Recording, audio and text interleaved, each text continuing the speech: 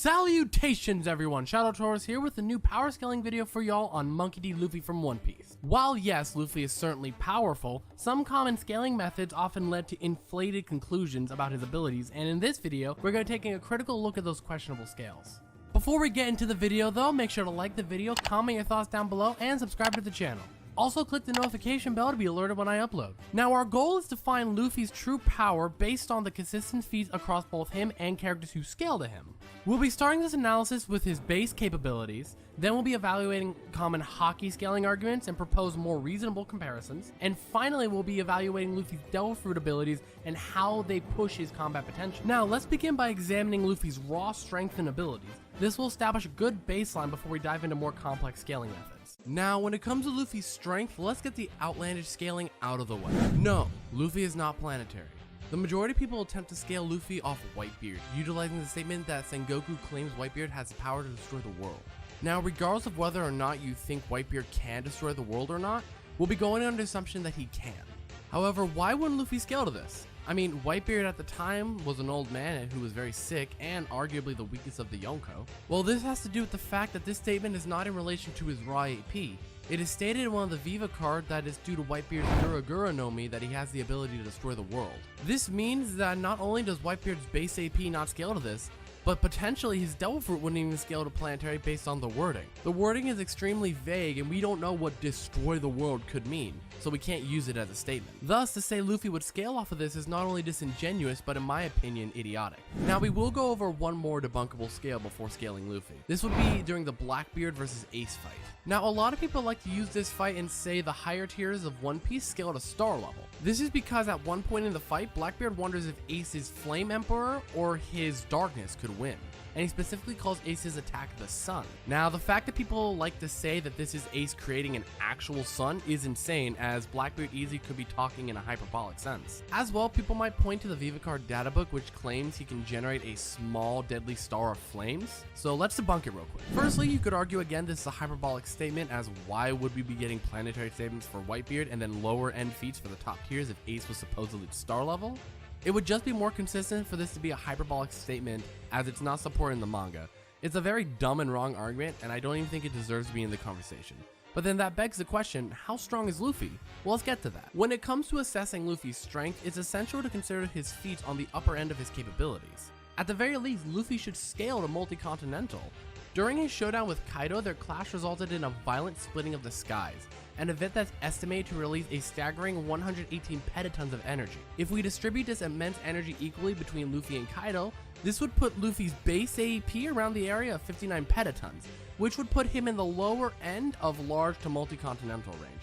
Definitely very strong. Now let's explore the potential of Gear 5, which should be Luffy's ultimate form. To calculate Gear 5's multiplier, we need to draw comparisons to his previous forms. Gear 2 should be roughly a 5 times multiplier to his base, and Gear 4 is stated to surpass it by several times, therefore at a maximum Gear 5 should be roughly 50 times base for Luffy. And then when we calculate the force generated by Gear 5 based on the previous estimate, we would get around 2.95 exatons in terms of his attack power. This would put Luffy firmly in the higher end of multi-continental, which is actually consistent with Roger and Whitebeard and their splitting the sky feat.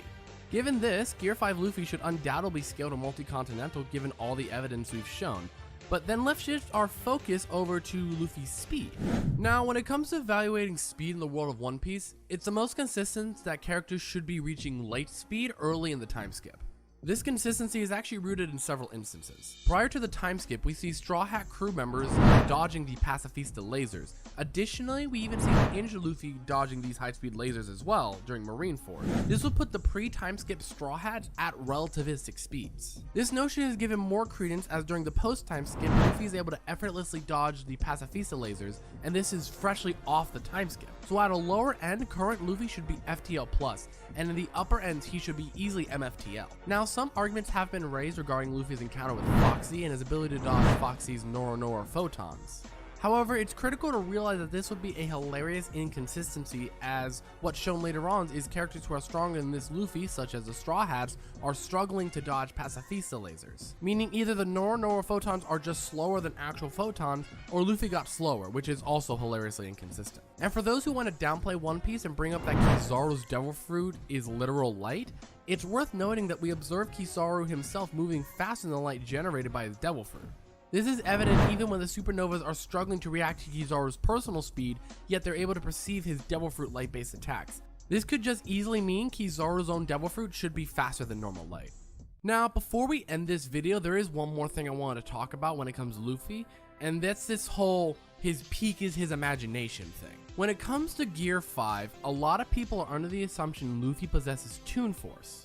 Now, Toon Force, or cartoon physics, is the ability that it refers to characters manipulating reality or bypassing physical laws of nature in order to achieve impossible feats for comedic effect. Now, a lot of people try to use stuff like him creating goggles from his weird cloud hair or making the environment rubber to claim that he has Toon Force. So let's say he has Toon Force. Where the misunderstanding seems to come in is people don't understand that he still needs to perform feats for us to give him hacks.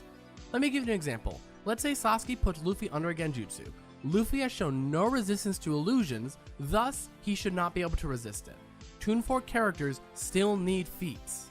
Anyways, I hope you guys did enjoy the video. If you did, make sure to like, comment, and subscribe to the channel. Again, all your support is always very helpful. And until we meet again, good luck in your power scaling endeavors.